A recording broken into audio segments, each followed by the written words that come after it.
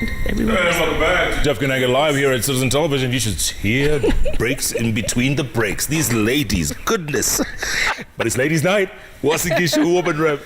Gladys, the boss, looking radiant in that color. Thank you. I can't even decide. What is that color, Jennifer? It's a rosé. Like a rosé. It's you know that fine, nice. A deep yeah. rosé. Yeah. But it's a rosé. It's a beautiful color. And that's raw silk that she's wearing. Hello. Yes, it is. Very, I love very raw nice. silk. Hello. It's lovely. Okay, from raw silk Jennifer to looks raw amazing politics. too. How is that? To Yeah, raw that's politics. what it is, raw politics, yeah? Look, boss, is it, I mean, we've discussed this, actually with you two and others. It's over. The marriage between Jubilee and Jubilee is over. It's finished, right? So now Jubilee wants to cut the umbilical cord altogether with UDA or PDR. Is that where we're heading now? Is it over?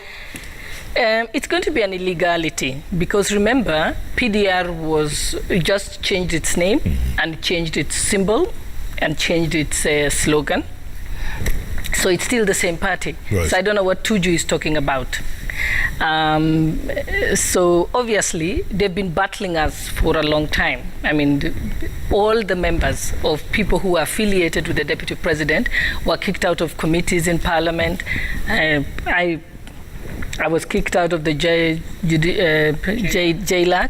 Justice and Legal Affairs Committee. I was removed from the Delegated Legislation Committee. People like Kimani Chungwa was removed from the Budget Committee. So obviously they've been at war with us for a long time. And then they have they have recalled the nominations of anyone affiliated to the Deputy President, both in Senate and in Parliament. In fact, the only reason why they are in office at the moment is because they've got a court order that has kept them in office. People like Jennifer has not been recalled. She's a nominated member of Parliament. And by the way, the Deputy President nominated Jennifer Shamala. He actually recommended her appointment. Yes, I appreciate it. That's news for me. Because I thought it's the party leadership that nominated me. Yes, but he recommended your nomination. Okay, you know that for a fact. I didn't know this. I know that today. Yeah, but no, I don't know that. You don't remember receiving a phone call from Murkomen? I remember receiving. Murkomen called you. The deputy president spoke to you. The deputy president spoke to you on Murkomen's phone. No, he didn't call me on Murkomen's phone at all. And he called me and said, we have nominated you. He didn't say, I have nominated you. But he recommended your nomination. Okay, he didn't even tell me that. So that's news for me. But yes, he recommended your nomination, and I'd like you to appreciate that. Yeah. And I think it's unfair for you to be showing him Madarao. Oh, that's where you are heading with this. Okay, so that's what it's about. Okay, go on. Let's you didn't know this. No, thank you, but I'm not now sure. You know? I am one of the boldest critics, and I'll say it as it is. As for Madarao, I show nobody Madarao. I have enough vocabulary to discuss and to define my issues. So let me begin with this PDR. Yes. This is a party that entered into a coalition, and the process was still going on. It's predominantly a northern eastern party.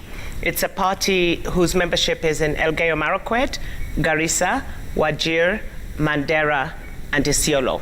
And in Western fact, Kenya, I think it's not. These are facts that I'm telling you. Fatuma Dulo was elected on that party, and I think Fatuma Gedi was elected on that party. It was still in a transitional process between the coalition between Jubilee and this party.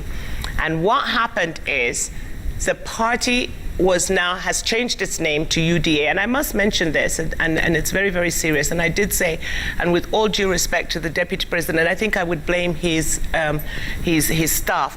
UDA is the Ulster Defence Forces. It's a proscribed terrorist group in the United Kingdom. Where'd you get that from? No, it's Google. No, UDA. Let me finish. Okay.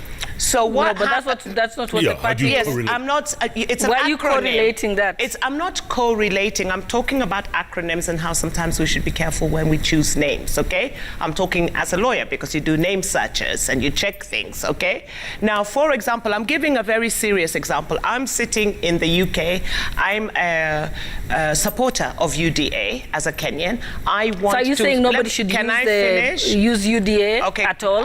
No, I'm not saying that. Suppose my name was UDA. No. It's okay. Uda. It's fine. Yeah. I'm just giving you. I'm expressing myself, Gladys. Okay. Yeah, she's just trying to be defensive. Okay. Maybe I'm trying to be defensive. It's all right. But the point is, let's get to the point of UDA. Yes. If you're in the UK, you're a Kenyan, you want to support UDA, you do send money to UDA. It will raise a red flag, and it's no fault. I'm not saying you can call it UDA if you want to call it UDA. But having said that, Jubilee does have, and there's a process, and if it is an incorrect process, they can always go to the courts.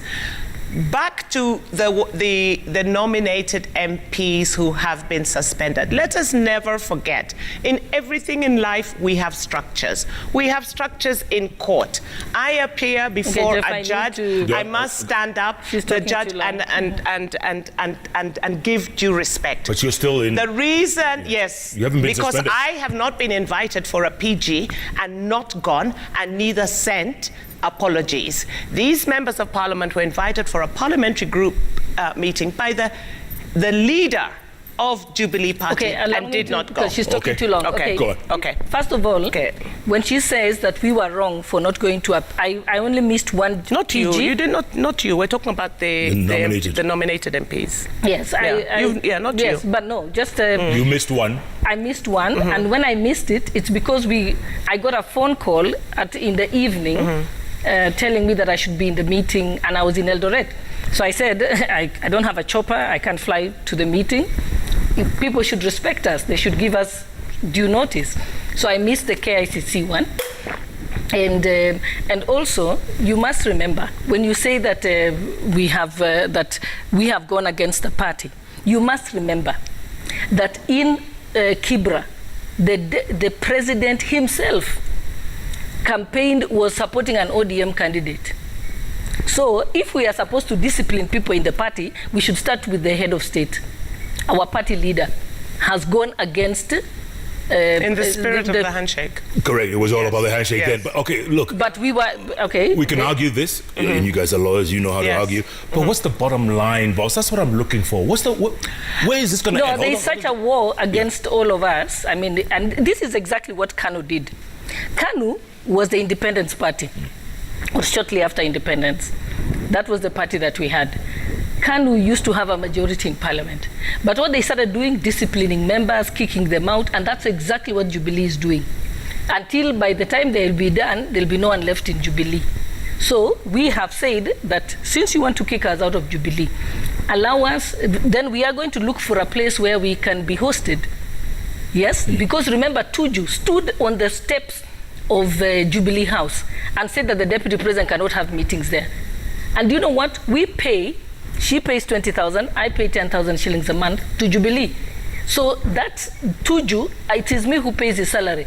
It is me who pays for his office. The tea he drinks in that office is paid by us. And then he has the audacity to tell us that we can't go to that building again. Is that a party that wants us to be there? No. The party has kicked us out. Jennifer, I think you've asked a pertinent question. What happened to the bromance? The bromance. Do you remember in the first term, the white shirts, the red ties, the choppers? They were superstars. And this is the question that I don't have an answer to. And I was talking... I will explain to you, Jeff. Can I... Gladys, please, let me finish. You've spoken for very long, Jennifer. But I've just started. Let us say quick bromance, The bromance. Now, this is the question that I always ask, and I say that one day, perhaps when there are documents that have to be declassified, yes, we will know, because there is something more to this. Obviously. I watched the deputy president's interview. I can explain to you very clearly, and Jennifer was present. We were called for a parliamentary group meeting soon after the elections. The first parliamentary group meeting. The first parliamentary group meeting. And it was actually, I think it was on a Wednesday. And it was before the second presidential. No, just shortly after the nullification. Then on Friday, it was a Wednesday, and then on Friday, that's when the elections were nullified. And I still remember, and everybody can testify to this. And Jennifer, you were present. Yeah, and I'll give the president insulted us. Don't you remember? I'll tell you. No. You finish. Yep. Don't ask me questions. No, Talk, no. and then I will rebut. Okay. Yeah. Yes, he will rebut. But everybody who was present in that meeting, he basically told us that if you think that you are going to have a parliamentary agenda that is yours, then you should have had your own manifesto and run for the presidency. He also told us that, he said some words that I can't even mention here to us. And then he said, and he told us you can get out. This was And I after, think- hold on. This was after the Supreme Court had nullified. No, before. Just before. He was very Just angry. The Wednesday before the Friday of the Right, nullification. right. And I think I've had people like Murkomen and other people who have spoken on television, and they confirmed it. He told us, if you don't agree with me, you can get the hell out of this place. The door is open. But why? Why, boss? So I know, it's come out very clearly to us. Obviously, Uhuru Kenyatta needed William Ruto for his re-election. And so he was nice to him. And the moment that he had gotten re-elected and he was on his final term, he didn't care. But and it he hadn't even been decided, boss. It was still in the Supreme Court. He didn't think. He didn't have think. my version. Hold on. He did not think that that the Supreme Court was going to nullify the election. He didn't believe that. Yeah. And then he went on to even say to us that, you know what, hakuna kitu, huwezi pigana na mtu mwenye anaenda nyumbani. I have nothing to lose. Okay, So that's you your guys- that's your take. story. That's your take. No, That's and your story. every MP who was present at that PG had him say that. And Jennifer was there. I was there. Jennifer was there. Yes, so and then, may hold I? on. I even remember asking some MPs who are sitting in the table with me, and I said, is this how you guys talk to each other? Because I'm a technocrat. We never insult each other. We have a cordial relationship and so on. I said, is this how you speak to each other? And then on Friday, they nullified the elections. And then he had to swallow humble pie and come to us and said, sahau yule vitu tulisema juzi. Now he had to talk to us to go back and go for him Let's to be get Jennifer's elected. take. You were there. I was there. And when I write my book, I will write about my personal experiences. At that time, during the election period and during the first nullification, I was a member of I'm on and off member of the Maisha Health Club at Serena. I remember leaving the Serena 2 days before we were called for the PG, and there was some gentleman sitting outside like a cab driver, and he started chatting to me. I know your brother, called him by his nickname, and I gave him and he used my brother's Michael's nickname. So I said, oh, he must really know my family. Anyway, I go off and I leave, yes? We go to the PG, and the president was furious. Why was he furious? This is, the court case is going on. He said it at the PG, that meetings were already being held at the Serena Hotel, which explains why people were under surveillance, including myself, who was really just swimming and in the steam. Meetings were going on for and on behalf, I'm not saying that the deputy president had actually, because that's not what we said, discussing the presidency of the deputy president. We have not waited, the results are not, the decision is not yet out. He also really got furious with Susan Kimani, if you remember that day, yes? About because at the end of the day, Gladys knows it as well as I do, it was the president who announced who would be head of the committees, right or wrong, isn't it? We got a list, yes? And he said, okay, this is the head of this committee, vice of this committee. Let me finish, Gladys, you had your point, your time. That was the genesis. A meeting was going on with a clique of people who were discussing the presidency of William Ruto. How would you feel? But Jennifer, that's what he said. Yes, that's what he said, but I'm giving you, that's the explanation. Who said, that is the explanation. That you were. Yes, that is, who said Ruto? Exactly, and I don't have a fight with that. So he started the conversation about Ruto's presidency. So why are we arguing about it? He's not even been sworn in, and you are already in the transition of the next president. Jennifer, let me ask you this real quick. You know, the way you both explained. Yes. Why would someone get that angry? That is based why. on that? That is why I And yet he had said, kumi yangu, kumi ya Ruto. this is what I'm telling you is what I witnessed. I wish that we can get this information and whatever information other parties have declassified. This is what I know at a personal level. There is something, and I heard the deputy president. I listened to his interview to try and he was being. What is Jeff, it that I'm already went planning wrong? for my next and transition. The deputy president. So is that something? Is that Yes. illegal? What is your Yes. right. Yeah. Yes, I'm Why the so- woman representative for Wasingishu. Correct. Are you telling me it's illegal for me to start It's not planning illegal. to run for another It's not seat? illegal. Nobody said Whichever it was it So is. why illegal. should be angry? But So what should I'm the saying- governor or the I don't know senator why he was be angry or the I was not in that MP meeting. I don't know what be information angry? the Honestly, president got. His it's Excellency, probably the something president. deeper. Yes, I don't know. I was not in that meeting. So what's your... So- what But is- why would anybody get angry But with we me don't planning know. my next move You were as a not in that politician? meeting. I was not in that meeting. And But you're talking about it Yeah, like but you I'm know. talking. No, I'm not. I'm just giving you. I've just said there must be information that must be declassified. Okay. I listened to the DP's interview, and he said it was the people around the president. I don't believe for a minute that the relationship the deputy president and His Excellency the President had could be broken by the people around him. It's possible, I don't know, because the deputy president did not go into detail. Okay. I feel there is something. We're all speculating bigger. at this We're point. speculating, We can't- yes. But Forget you know, about it. Jeff, I Yeah. can't even understand. The president, why should he have a problem with Ruto planning his presidency or running for presidency? Because he's not running again. It doesn't matter what he thinks. Yeah. He's on his final term. So why should we be upset that Ruto is planning to run in 2022? So you agree there's something deeper?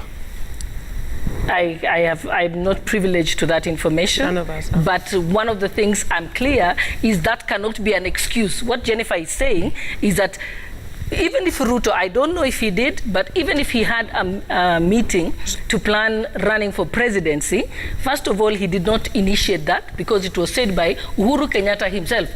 There is many videos saying, kumi yangu, kumi ya Ruto. And then also, is it wrong for me to plan my next move? Because it's only 5 years. Even I'm planning what seat I'm going to run for. Is that an offense? No, is that's not. Should that annoy somebody? Yeah. So I think it is. I think what she's explaining doesn't make sense Well, at all. that's why I've got a message from Kimani Ichung'wah. I'll read it in a while. Let me just decipher it. Okay. All right. All right. Shall we So help you decipher yes, it? no more speculation. BBI. Are you guys are you still Yes, attending sessions or? Are you No, we're on recess. We had to go on recess. An executive imposed recess. What does that mean? I don't know. The president announced it on TV even without talking to parliamentarians or don't know. following the That's standing not, orders. So what happens to He did. BBI? That is not how it happened. I mean, No. you're impugning that the president announced it and then we went home, that we didn't have a motion No. made on the Then table now of the the House speaker had to alter deal- So- that is not true. Okay, are you in session or not? No, we're not in session. You do know we have lost a member of parliament. Yeah, my cousin. Yes, I'm very, please cousin. accept my sincerest Thank you. condolences. A Speaker. wonderful, wonderful person. Speaker. And my absolute sympathies, prayers, and condolences to his family. Thank you. You know one has died. You know that minor commander came out and said that he was in hospital. At the time that we went on, we altered the calendar of the House. There were at least 10 members of parliament. It's not for me to say who they were because they have the right to privacy, in hospital from corona. And like everything else, that is why we went on recess. But the decision should have been made by Parliament. It was made by Parliament. That's why we had a motion. You were not there. We altered the calendar of the President House. announced a it. motion was laid on the table. The President did announce a lockdown based on the pandemic. Okay, the reason I asked the question. The courts went on lockdown. I am a practitioner. I don't know how many times we have gone to the courts. We're in Kibra. And even online, and not been able to because they've been going for fumigation. There is a pandemic in this country. Everything cannot be politicized, and that is why I'm we're not on recess. politicizing it. I was just stating At the time we went for this latest lockdown, Jennifer? the percentages were at 20%. Okay, the reason I asked the question, and you know, Okay. you. Yeah. No, the thing is, Go on. I'm stating a fact. the president announced that Parliament will close. Okay. And then it had to be cleaned up by coming to for the motion to come what's to your Parliament. point, boss? What's your point? Yeah, no, the point is, I'm just stating a fact. That is what but you're actually happened. there. They have the numbers. When do They you, could have opposed it. when do you, I mean, we have to vote. We have to vote on it. So you can't we say didn't the want to president- argue about it. Why but, not? I mean, if it was such an illegality and overthrow of the Constitution, you should have stood there. when do and you stood get back? by what you when do you 4th reconvene? of May. 4th of May? Yes. So what? My question I is. think No, my question is. What I'm not trying to challenge the fact boss, that boss, Corona is real and it's here. Correct. 2 of my children have got Corona. I had to nurse my daughter back to health, and it was a very difficult thing. It made me understand what how real this thing is. what the health workers go through. And because I couldn't leave my daughter in a separate room because I thought to myself, suppose she stops breathing, so I had to sleep with her in the same room and risk getting Corona myself. Did you get it? No, thankfully. Thank God. Wow. Wow. And it was, I mean, it was a really tough time. Yeah, and we are living through tough times. I still remember when I had to have a nurse come to the house and then to come and have me tested and everything. And they came in all these clothes. And my askari said to me, there's some people who are dressed like they are going astronauts at the gate. Going to the moon. Yes. And then that's when I thought to myself, oh my God, I've not been protecting myself. But you actually tell yourself there's nothing you can do. And I mean, all respect goes to the health workers, because I realize when somebody is sick and you have to take care of them, there's nothing that you can. You have to be there. And this third wave. You take your own. Take your own This risk. third wave is real, and it's sweeping. Yes. Well, there is some, they say the power of the book of Proverbs says the power of life and death is on the tongue. And I've said it will not be our portion. 3 weeks ago, we were at 20%. As of yesterday, we went down to 10%. We've spiked again to 13%. So it is, I think the lockdown to a certain extent is working. It is really important. It is really crucial we get to what they call the accepted 5%. Okay, yeah, but last weekend was it very fair for police to suddenly block Thika Superhighway and inconvenient? I mean, people were there for like 4 or 5 hours, stuck. I think what has happened actually during this Corona. I was asking somebody, how did you travel to Nairobi? And then they said to me, no, the police just tell you, please pay me, and you go. The police don't even care. So the police are actually the ones making money out of this. But look, okay, that's someone's hearsay. If police, first of all, it's really unfair to carte blanche criticize all the police. No, it's really, you said the police don't care. The police. Many people. Some who are elements, tell me, and if it was just a matter Jennifer, of taking. I was finishing speaking. Okay, you finished, and I'll respond. Some elements. But this is what you hear from people. So the police, at least from every incident that I've been told, is that they actually. But they are also overwhelmed, by the way. So have you finished? Overwhelmed. Yes, they are overworked. Yeah, can I intervene? Yes, the police are overworked and they having a. I know it's difficult. Okay, they're overwhelmed. So they're poorly paid. I agree with all those things. But what we should be asking the police is to be a little more polite with the way they handle the citizens. I'd like a situation where one day I'll have the police saying, "Good morning, ma'am. My name is Officer so-and-so. But if I would like to look at your license." Hold on. If you guys aren't complying with curfew, if you break the law, if you break the law, what do you expect them to do? What do you expect them to do? No, but then they should be able to take what the law says, that they should find people or take them to the police station, whatever, but not use it so that people are actually complacent at the moment, because they actually see that the police, all they need is money. So people say, as long as you have 1,000 bob, you can give it to the police officer. So if all they need is money, and every single police officer, or the majority, all you do is they wave you past and they give you money, we wouldn't have had that gridlock at the Thika highway, isn't it? Because they would have just been driving past and giving people money. Having said that, I have a problem.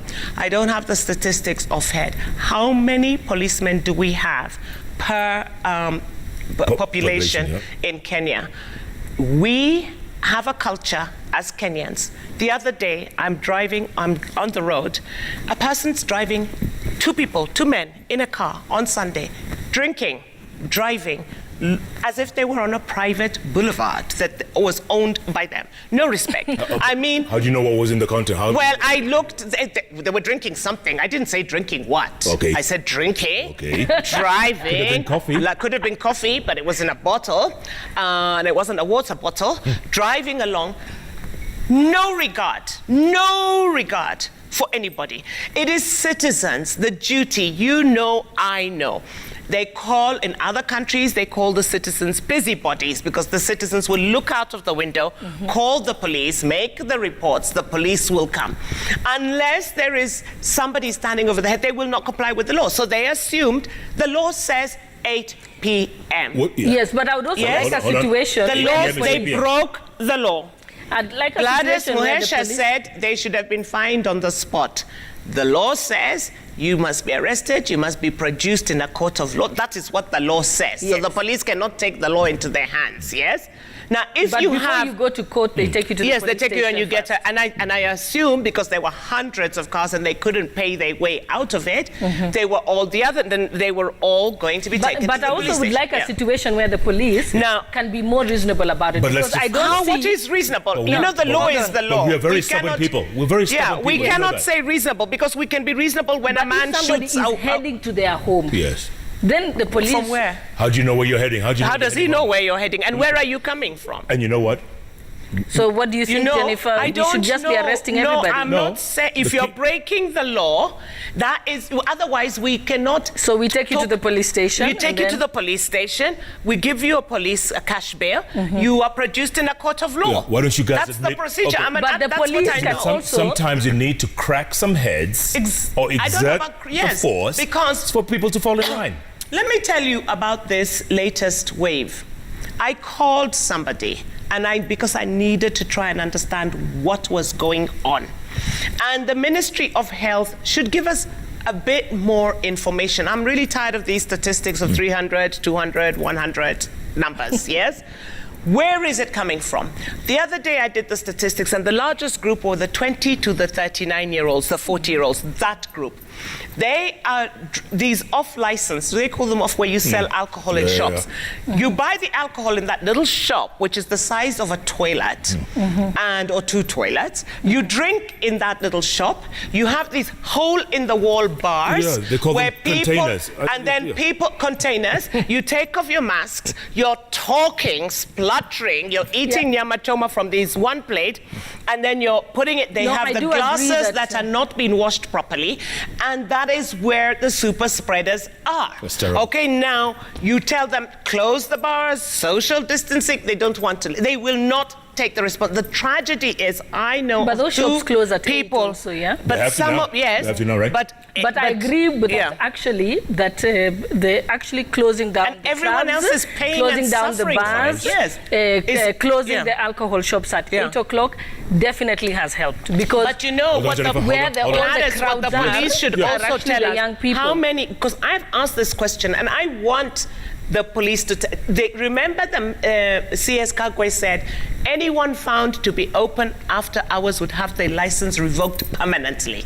How many? Because I personally have called that COVID hotline to complain at least 3 times. You? Of noise, you know, you can hear people partying. Did they answer? They answer. The COVID hotline does, and then there is a reaction, and then the noise stops. These bars in wherever. I mean, I was very impressed the other day. Down the street, you live in the same street, Ankole. I went there and I said, I'd like to sit down and eat some food, and they said to me, no, we are not doing it.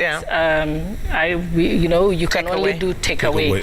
And I was quite impressed. I mean, they know me. Sticking to the, they know you. They know me, and most people usually would not say no to me. Right. But I was actually impressed that the waiter there said to me, no, we can't do that. And then he called the manager and he says, no, we can't allow it. We just will give you a takeaway.